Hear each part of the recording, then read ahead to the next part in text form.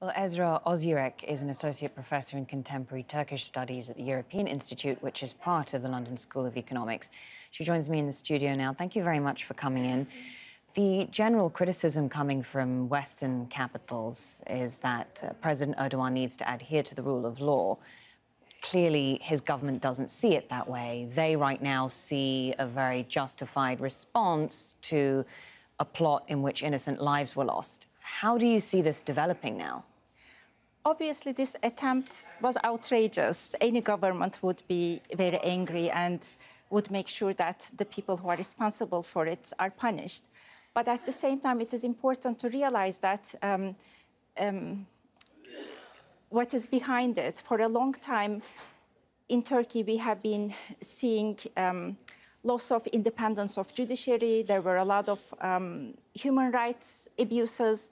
There was huge crackdown on journalists. Turkey is on the very list of freedom of journalism, academics, human rights organizations. So many people rightly also now see that, is it a continuation of this trend?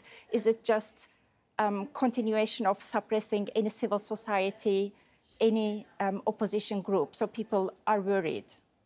People are worried, and yet when we look at some of the footage that's been emerging of the attempted coup, the Turkish intelligence agency was targeted, the parliament building was bombed, you had fighter jets over Istanbul, they managed to block access to the Bosphorus Bridge. Quite significant military operations in two major Turkish cities. How difficult is it going to be to sort of take measures to ensure that this kind of instability doesn't break out again without perhaps exaggerating the response? Yes, but an independent judicial system, human rights, a deeper democracy, making possible that different forms of opposition are in place is the biggest strength for democracy. If you do not maintain these, one day one group may try to have a coup, another group may try another one.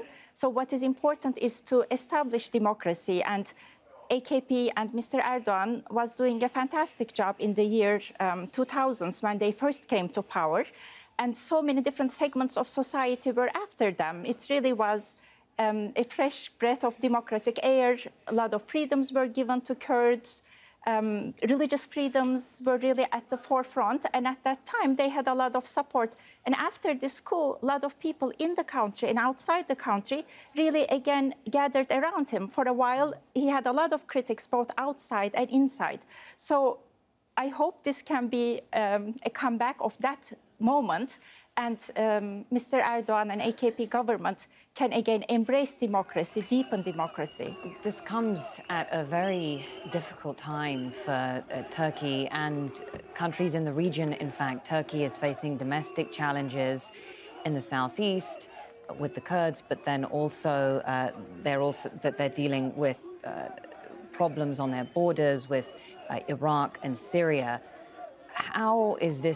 What impact is this attempted coup going to have on the capabilities of the Turkish military? Yeah, it definitely will be a challenge. Definitely the Turkish army lost a lot of credibility, and also the relationship between the government and the military got challenged. So we are hearing the news that there are a lot of challenges within the army to lead the operations inside Turkey, and also working with the NATO against the Islamic State. So it is a huge challenge, definitely. Esra, thank you very much. It was very good to talk to you, and I very much appreciate your time. Esra Ozyurek, Associate Professor in Contemporary Turkish Studies at the European Institute from the LSE. Well, there is much